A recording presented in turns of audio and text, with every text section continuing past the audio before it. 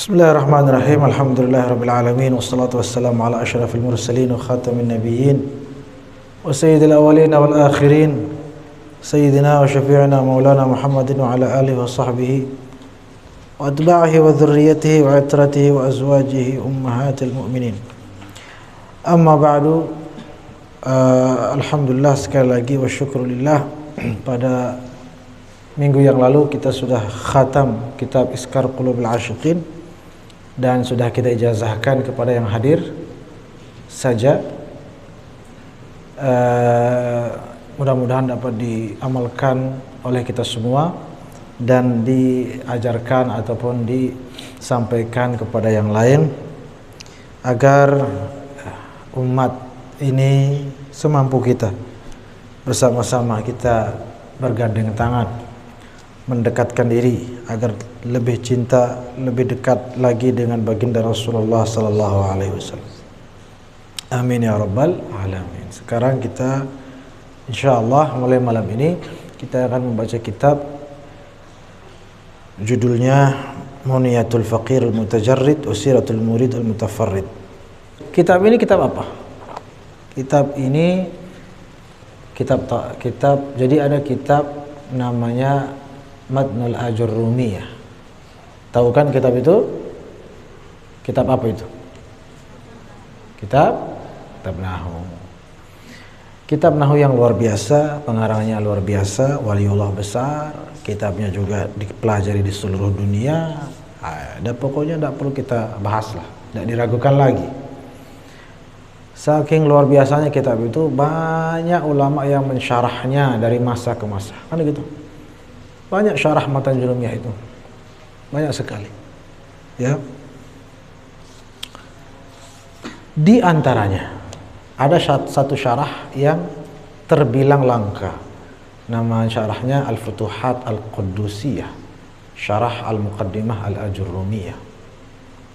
Itu nama kitabnya, Syarah Jurumiyah. Namanya Al-Futuhat Al-Quddusiyah. Karangan siapa? Karangan waliullah yang sangat luar biasa dari Maroko. Sama Imam Ibnu Ajurrum kan juga dari Maroko. Namanya Al-Imam Ahmad bin Ajibah Al-Hasani, yang masyhur dengan Imam Ibnu Ajibah. Beliau ulama tafsir, ulama tasawuf. Tafsir beliau judulnya Al-Bahrul Madid fi Tafsir Al-Quran Al-Majid, dan itu termasuk kategori tafsir sufi atau tafsir isyari, namanya Al-Bahrul Madid. Nah, beliau Imam Ibnu Ajibah Al-Hasani ini mensyarah Matan Jurumiyah dengan syarah yang lain daripada yang lain. Kalau kita buka kitab syarah Al-Futuhat Al-Quddusiyah itu, jadi disebutkan dulu matannya al-kalamu huwal lafzul murakkab. Kemudian disyarah, dijelaskan kalam itu apa, lafaz itu apa. Baru setelah itu di bawahnya al-isyarah. Apa maksudnya al-isyarah? Ternyata Matan Jurumiyah itu juga tersirat di baliknya isyarat-isyarat kepada ilmu tasawuf. Ternyata kitab Matan Jurumiyah tadi katanya kitab Nahwu, betul, tapi ternyata bukan kitab Nahwu saja, tapi juga kitab tasawuf. Dan yang mampu mengungkap sisi tasawufnya Matan Jurumiyah itu salah satunya Al-Imam Ahmad bin Ajibah, Imam Ibnu Ajibah Al-Hasani, dalam kitab beliau Al-Futuhat Al-Quddusiyah. Lumayan tebal. Nah, ada ulama tasawuf yang lain namanya Syekh Abdul Qadir Al-Kuhin. Syekh Abdul Qadir Al-Kuhin, ulama tasawuf dari Maroko juga, dari Maroko semua.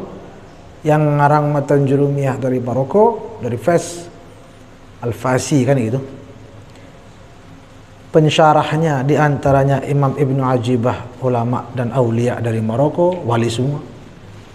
Nah, datang lagi dari Maroko namanya Syekh Abdul Qadir Al-Kuhin. atau Al-Kuhani. Al-Kuhani atau Al-Kuhin. Beliau ini apa istilahnya? Mengemilah, meringkas kitab Al-Futuhat Al-Qudusiyah itu, diringkas, diambil tasawufnya saja. Penjelasan nahunya itu disisihkan. Sehingga terkumpul dalam satu kitab syarah Matan Jurumiyah, tapi syarah sufinya saja. Paham maksudnya ini? Jadi kitab Futuhat Qudusiyah itu syarah Matan Jurumiyah yang menjelaskan sisi nahunya dan sisi tasawufnya. Datang Syekh Abdul Qadir Al-Kuhin mengambil sisi tasawufnya saja, syarah sisi tasawufnya saja. Sehingga ringkasan itu jadilah ini. Judulnya Munyatul Faqir Al-Mutajarrid Wasiratul Muridil Mutafarrid. Panjang judulnya. Nah, dibuat oleh Imam atau Syekh Abdul Qadir Al-Kuhin tadi. Tapi sesungguhnya isinya adalah penjelasan daripada Imam Ibnu Ajibah. Imam Ibnu Ajibah Al-Hasani radhiyallahu anhu. Imam Ibnu Ajibah ini masyhur, waliullah besar. Beliau banyak kitabnya tentang tasawuf. Dan syarah beliau terhadap kitab Al-Hikam adalah syarah yang paling masyhur. Kitab Al-Hikam Ibnu Athaillah Sakandari banyak syarahnya. Syarah yang paling masyhur syarah Imam Ibnu Ajibah ini. Judulnya Iqadul Himam fi Syarh Al-Himam, fi Syarh Al-Hikam. Ya. Jadi ini yang insya Allah akan kita kaji. Kenapa saya tertarik mengkaji ini? Karena kita semua tahu Matan Jurumiyah kan, kitab yang sangat familiar di semua kalangan santri, terutama di seluruh dunia. Tetapi tidak semuanya sadar ternyata di dalam Matan Jurumiyah itu banyak pesan-pesan spiritual. Jadi itu yang menarik untuk dikaji sekalian gitu. Selama ini kan sisi nahunya saja kita kaji. Dan jangan berhenti, terus mengkaji, terutama yang belum mapan nahunya, terus dalami. Tetapi ya sambil jalan tidak masalah. Nah, sisi tasawufnya, pesan-pesan sufistiknya apa saja. Nah, inilah dalam kitab ini diungkap dalam kitab Al-Futuhat Al-Qudusiyah yang dirangkum atau diringkas dalam kitab ini yang diberi judul Munyatul Faqir Al-Mutajarrid, atau sebut saja mukhtasar syarah tasawuf Matan Jurumiyah, ya, atau syarah sufi Matan Jurumiyah. Baik.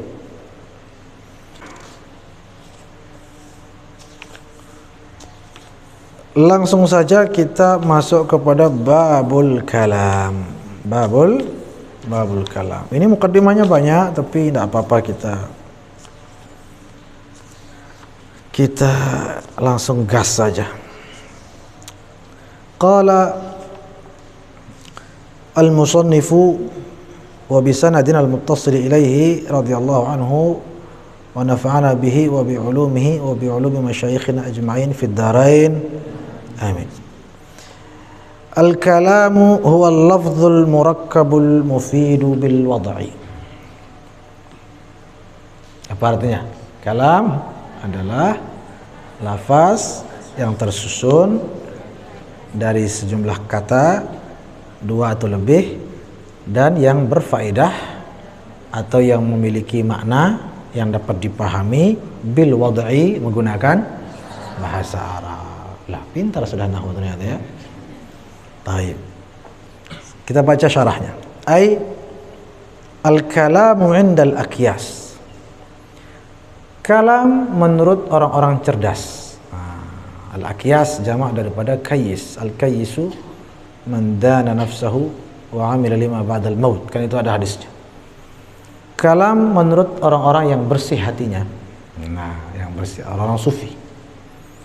Huwa al-lafdhu, lafaz. Betul. Al-murakkabu, yang tersusun. Tapi secara bahasa dalam ilmu secara linguistik lah atau secara gramatikal bahasa Arab, tersusun di sini tersusun dari beberapa kalimat atau kata. Kalau bahasa Indonesianya kan kata. Tapi kalau dalam bahasa Sufi, kalam di sini adalah lafaz yang tersusun al-murakkabu minal maqali wal hal. Yang tersusun lengkap, tidak hanya ucapan tapi juga diiringi dengan perbuatan. Tersusun dari ucapan dan perbuatan. Jadi tidak hanya lafaz yang diucapkan tapi juga diamalkan. Itu maksudnya tersusun murakkab. Makanya kalam para sufi itu adalah kalam yang sudah diamalkan terlebih dahulu. Dan itulah yang dimaksud dengan sufi, yaitu orang yang sudah sufia, yang sudah di minas safa. Safa artinya kesucian. Sufiyar rajulu, disucikan laki-laki itu, orang itu. Maka sufi orang yang sudah disucikan. Kalau yang belum, yang masih belajar, itu namanya mutasawwif. Apa namanya? Mutasawwif. Sama seperti mutafaqih, masih belajar fikih. Sudah ahli fikih namanya faqih. Belajar tasawuf namanya mutasawwif. Sudah ahli tasawuf namanya sufi. Bi an yakuna al-mutakallimu bihi mimman yanhadu haluhu wa yadullu 'ala Allahi maqaluhu. Tersusun juga di sini maksudnya adalah yanhadu mimman yanhadu haluhu wa yadullu 'ala Allahi maqaluhu, yaitu yang keadaannya membangkitkan semangat orang untuk dekat kepada Allah, dan juga kalamnya itu juga menunjukkan jalan kepada Allah. Sehingga itu orang-orang sufi itu kenapa kalamnya sangat istimewa? Karena keluar dari hati.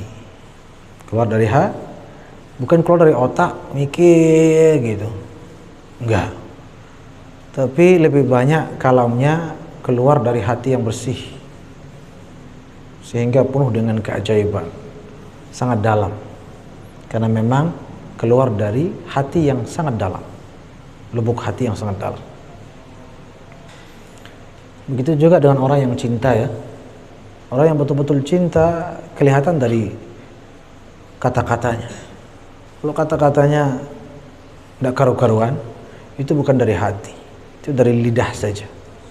Tapi kalau orang yang berkata-kata dan mengungkapkan cintanya dari hati, itu biasanya baper yang mendengarkannya. Kan itu.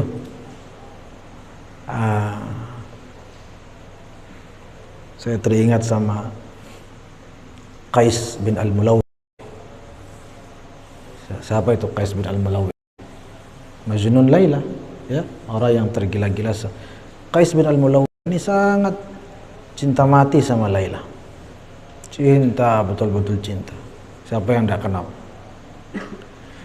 Sampai dijuluki Majnun Laila, ya kan?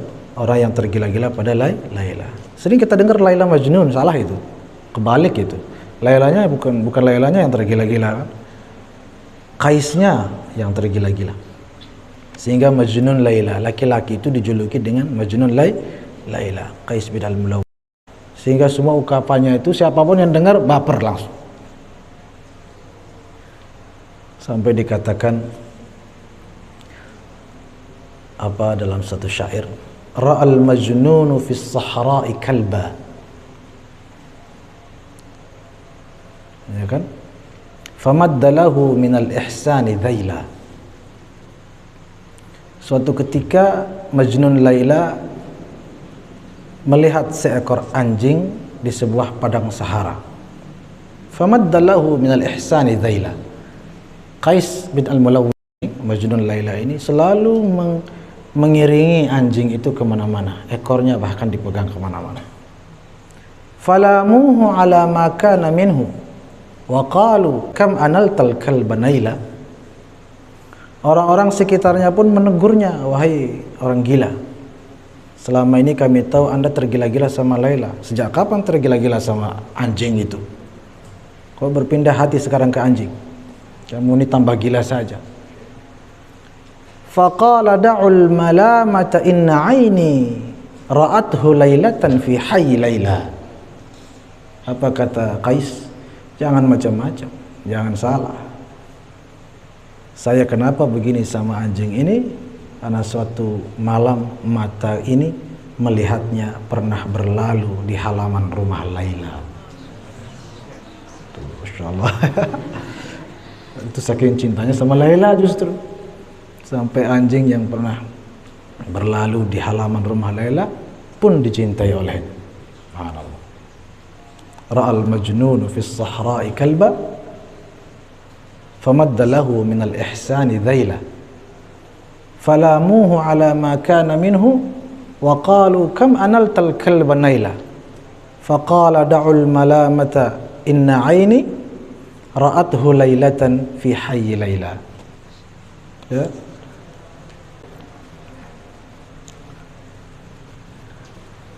Wa fil hikam, dalam kitab Al-Hikam dikatakan tasbiqu anwarul hukama aqwalahum fahaitsu sarat tanwiru wasalat ta'bir. Apa kata Imam Ibnu Athaillah As-Sakandari? Bagusnya kitab ini juga banyak kutipan dari kalam-kalam para aulia yang lain yang masyhur seperti Imam Ibnu Athaillah As-Sakandari. As-Sakandari berarti dari Alexandria. Ada makamnya di Alexandria. Apa kata beliau? Tasbiqu anwarul hukama'i aqwalahum. Orang-orang yang arif bijaksana, orang-orang sufi, itu cahaya mereka terlebih dahulu sampai daripada ucapan mereka. Jadi para wali kalau berbicara, sebelum kata-katanya sampai kepada objek, terlebih dahulu sampai cahayanya. Jadi bagaimana tidak tembus dan didengarkan, bahkan dipatuhi kata-katanya. Subhanallah. Kalau kita bicara tentang para wali, memang jangankan ucapan, tanpa berbicara saja, sekedar pandangan mata. Sampai Syekh Abdul Hasan Asy-Syadzili mengatakan, nahnu kas-sulhfah nurabbi auladana bin nazar. Kami seperti kura-kura mendidik murid-murid kami dengan pandangan mata. Dan betul, Syekh Abdul Hasan Asy-Syadzili punya murid namanya Syekh Mursi Abdul Abbas. Syekh Mursi Abdul Abbas punya murid namanya Syekh Ibnu Athaillah Sakandari yang punya kitab Hikam. Masyhur ceritanya kan, Syekh Ibnu Athaillah Sakandari punya murid namanya Syekh Ibnu Nahwi yang punya Al-Qasidah Al-Munfarijah itu, Ishtaddi azmatu tanfarij. Itu Syekh Ibnu Athaillah Sakandari berjam-jam majelis ilmunya, tapi tanpa satu huruf pun keluar dari mulut beliau. Diam. Murid-murid beliau yang ribuan juga hanya diam. Tapi itulah bin nazar. Di sana diantaranya Syekh Ibnu Nahwi. Syekh Ibnu Nahwi ini bertanya-tanya. Kamu bertanya-tanya, katanya terus kan? Ini kok diam saja ya? Ini makamnya ini bikin penasaran. Makam apa ini? Kok makam diam-diam saja ini? Ternyata pada malamnya kan Syekh Ibnu Nahwi bermimpi bertemu dengan baginda Rasulullah SAW, dikelilingi para sahabat, para wali, dan di antara mereka guru beliau ini Syekh Ibnu Athaillah Sakandari. Di sana kaget Syekh Ibnu Nahwi.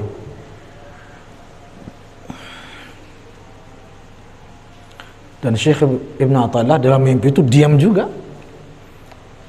Sampai tiba-tiba Rasulullah SAW yang memerintahkan Syekh Ibnu Athaillah ini, wahai Ahmad, namanya kan Ahmad bin Athaillah Sakandari. Ahmad, berbicaralah. Fa inna Allah yuhibbu kalamak. Atau kama qala sallallahu alaihi wasallam. Berbicaralah wahai Ahmad, sesungguhnya Allah suka mendengar bicaramu. Allahu Akbar. Di situ Syekh Ibnu Nahwi kaget dan di situ terjawab, ternyata ini makamnya. Wajar beliau selama ini diam, karena suara beliau sangat mahal, dicintai oleh Allah. Jadi kelas-kelas mungkin gitu kali ya, kelas-kelas kita tak pantas mendengar suara beliau, wajar. Mahal, sangat mahal. Suara dan bicara yang sangat dicintai oleh Allah.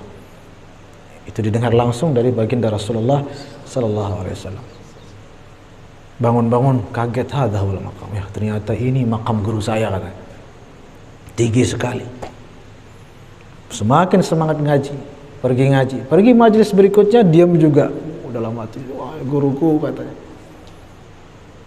Saat itu baru Syekh Ibnu Athaillah berbicara. Ibnu Nahwi, katanya, ditunjuk langsung. Wih, gemeteran kan. Tumben dia bicara.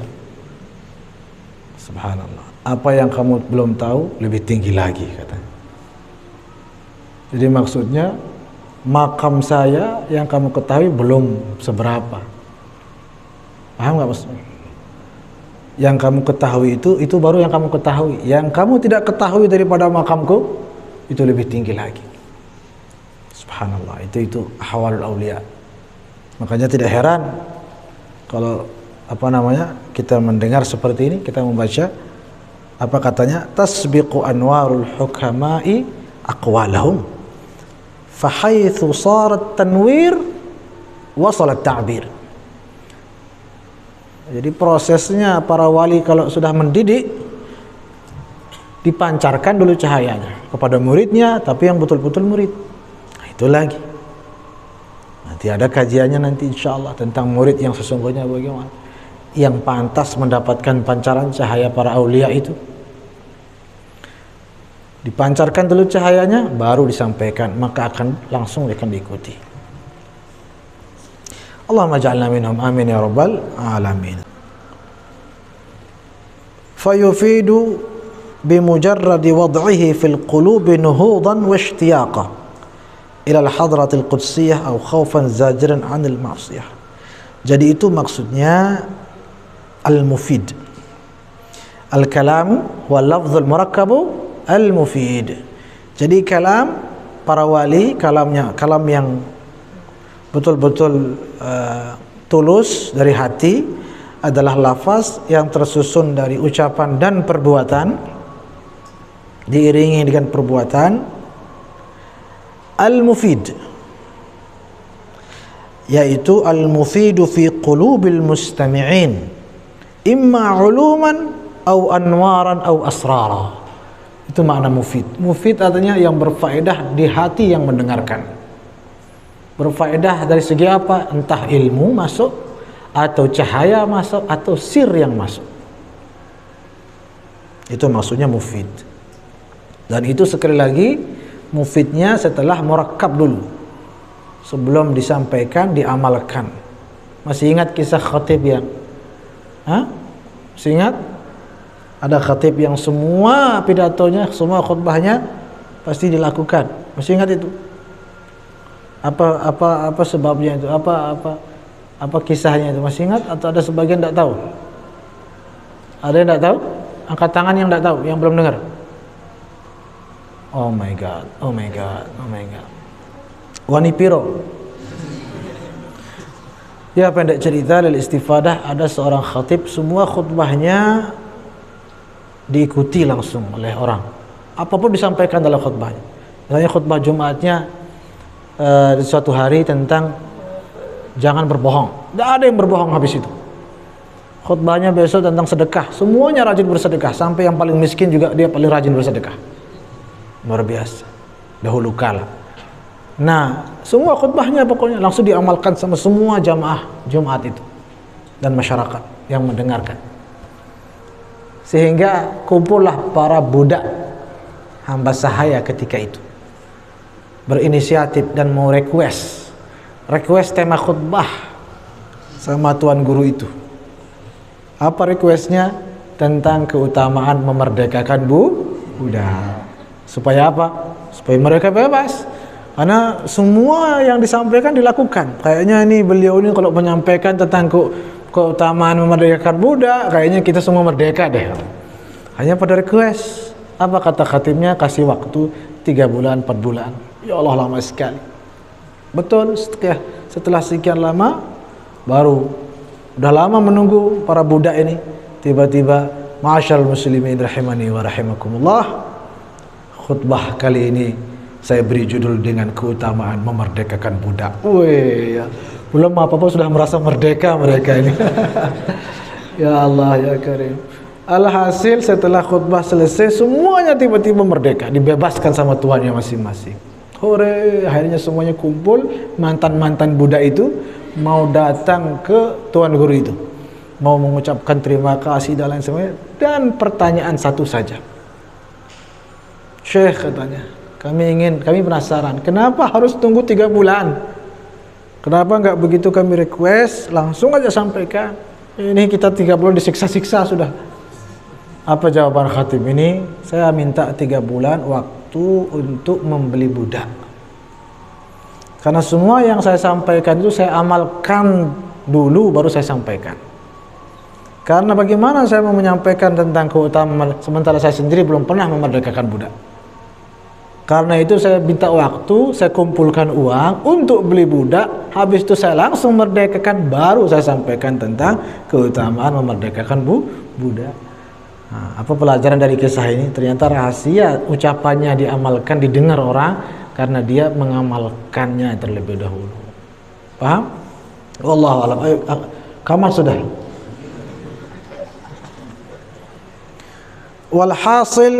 Alhasil kata beliau, annal kalama idza kharaja minal qalbi waqa'a fil qalb.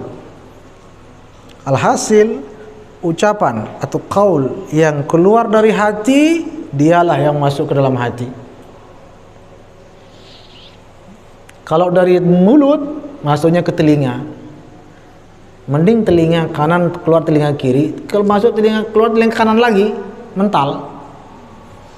Itu dari mulut ke telinga. Tapi al-kalam idza kharaja minal qalbi waqa'a fil qalbi, dari hati ke hati.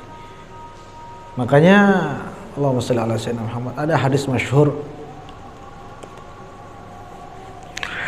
man ra'a minkum munkaran falyughayyirhu biyadihi fa lam yastati' fa bilisanihi fa lam yastati' fa biqalbihi wa dzalika adhaful iman. Masyhur hadis ini. Maknanya juga masyhur, tapi ada makna yang nadir. Ini yang ingin saya sampaikan. Makna yang masyhur apa? Kalau melihat kemungkaran, rubah dia dengan tangan. Tidak mampu dengan tangan, dengan lisan. Tidak mampu dengan lisan, maka dengan hati. Wadzalika, dan dengan hati itu selemah-lemah iman. Itu yang masyhur. Sekarang yang langka saja. Dan semua makna boleh-boleh saja, semua makna benar, tergantung dari sisi mana, dari sudut pandang yang mana. Tangan paling kuat itu biasa diartikan pemerintah ya. Oke, it's okay, no problem. Kalau tidak mampu dengan tangan pemerintah, ya nasihat para ulama, lisannya para ulama. Tidak mampu juga, ya sudah, dengan doakan saja dengan hati, ingkari dengan hati. Kan begitu. Dan itu yang paling lemah. Taib. Makna lain dari sisi yang lain, bukan dari sisi pemerintah lagi ya. Tapi secara bahasa saja, kalau saya mengatakan bukalah pintu dengan kunci, kalau tidak bisa dengan kunci maka dengan palu. Kalau tidak bisa dengan palu juga, maka pasang bom di situ. Urutannya dari lemah ke kuat atau kuat ke lemah? Lemah ke kuat. Kan tidak mungkin buka pintu pakai kunci. Tidak bisa. Oh, kalau tidak bisa pakai kapas. Loh, apalagi kan gitu. Paham apa tidak? Apalagi pakai paku.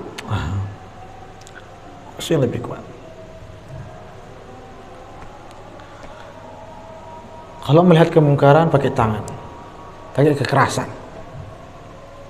tidak mampu, tetap saja orang melakukan kemungkaran, pakai yang lebih kuat. Paham? Pakai yang lebih kuat. Apa itu? Lisan. Nasihati. Sekarang orang lagi bikin maksiat, langsung kita gerbek, kita rusak, kita apa, masih dia akan berbuat di tempat lain. Betul apa tidak? Tidak akan merubah itu. Fa'ilam tastati', tidak akan mampu dengan itu. Nasihati, berikan nasihat supaya dia paham ini haram, ini tidak boleh, ini. Itu lebih kuat karena ada kesadaran. Dengan adanya kesadaran, maka dia akan meninggalkan. Dimanapun dia berada sudah tahu dia hukumnya.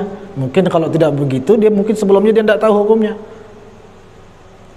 Tapi tidak mampu lagi, nih pakai yang paling kuat, yaitu bil qalb, dari hati ke hati, heart to heart. Maksudnya apa? Hatinya sasar, hatinya pretel. Disitulah peran para sufi yang kita baca tadi. Para sufi yang hatinya bersih, dia langsung tembus ke hati, langsung berubah. Wa dzalika isyarah lil ba'id. Dzalika isyarah kepada yang jauh. Adhaful iman. Dzalika maksud itu tangan itu merubah dengan tangan, itulah selemah-lemah iman. Nah, itu juga makna. Contoh merubah dengan hati yang ampuh, seperti yang terjadi di zaman Imam Ma'ruf Al-Karkhi radhiyallahu anhu. Namanya Imam Ma'ruf Al-Karkhi. Imam Ma'ruf Al-Karkhi ini di suatu pantai, duduk santai di pantai. Tiba-tiba ada seorang pemuda teriak-teriak Allahu Akbar, membawa golok. Syekh, ada apa? Itu ada perahu mau datang. Terus perahu itu isinya orang-orang berbuat maksiat. Terus ayo kita perangi. Nah, man ra'a minkum munkaran falyughayyirhu biyadihi. Kan begitu. Kita bila perlu kita tenggelamkan. Aduh, saya tidak mampu, saya sudah tua, kata Imam Ma'ruf. Kalau begitu doakan supaya hancur. Ayo doakan, saya amini. Akhirnya ya sudah kalau kamu minta saya doa, Allahumma kama as'adtahum fid dunya fa as'idhum fil akhirah. Allahumma kama farrahtahum fid dunya fa farrihhum fil akhirah. Ya Allah, sebagaimana Engkau telah bahagiakan mereka di dunia, bahagiakan pula mereka di akhirat. Pemuda ini, waduh, Syekh, antum ini yang benar saja.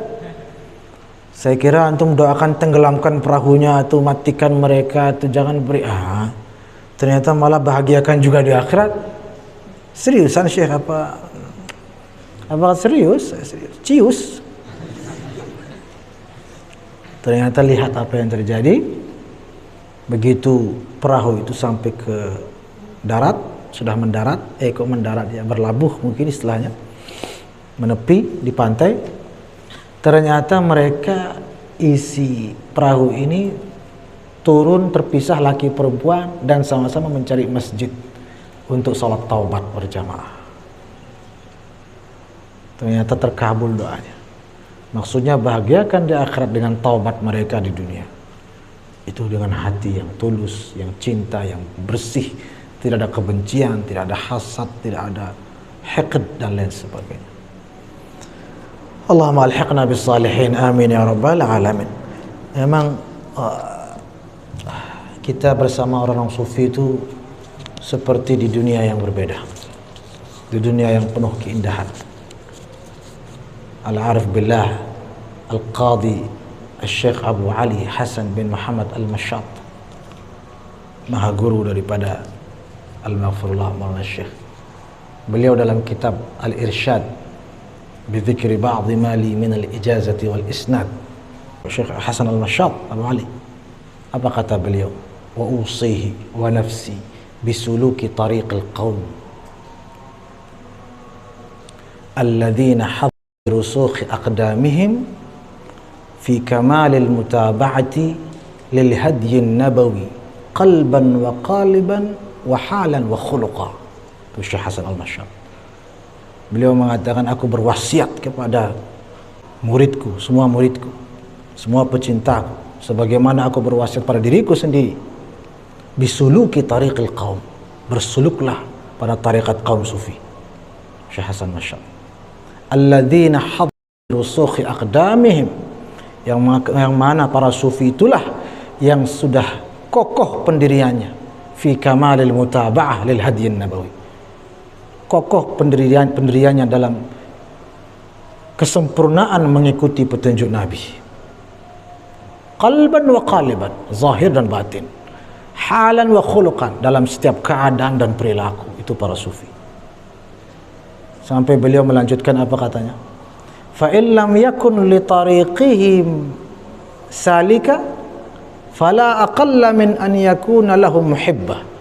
Kalau tidak bisa, kalau tidak dapat menempuh suluk dalam tariqah mereka, entah mungkin sulit mendapatkan yang mu'tabarah atau apa, mendapatkan mursyid kesulitan, fala aqalla min an yakuna lahum muhibbah, sekurang-kurangnya kata Syekh Hasan Masyad, jadilah pecinta bagi mereka. Allahumma ilhaqna bis salihin, amin ya rabbal alamin. Bagaimana cara menyampaikan sesuatu dengan hati supaya bisa sampai ke hati? Itu tadi, dengan salah satunya amalkan dulu sebelum disampaikan. Wallahu a'lam. Ada lagi? Kan kadang-kadang orang menyampaikan itu dia sendiri tidak paham apa yang disampaikan. Jadi, aduh, susah kalau begitu. Ditambah lagi dengan niatnya untuk apa, Allah dunia. Hanya mengelabui, hanya apa, hanya mungkin supaya apa, nauzubillah min dzalik. Jawaban lain, bagaimana agar apa yang kita sampaikan itu dari hati sehingga sampai ke hati? Terima dulu ilmu dari hati para wali. Terima ilmu dari hati para wali. Itu yang dimaksud dengan sanad, silsilah keberkahan, silsilah cahaya, silsilah madad, silsilah asrar anwar, lewat para wali dari wali sampai kepada Rasulullah sallallahu alaihi wasallam. Terima dari beliau-beliau dengan adab, dengan kesungguhan, dengan sepenuh jiwa raga. Terima dengan hati, dengan ketulusan. Maka dia akan mengalir dengan sendirinya kepada orang lain, dari hati kita kepada hati yang lain. Allahu a'lam bissawab. Aqimis shalah.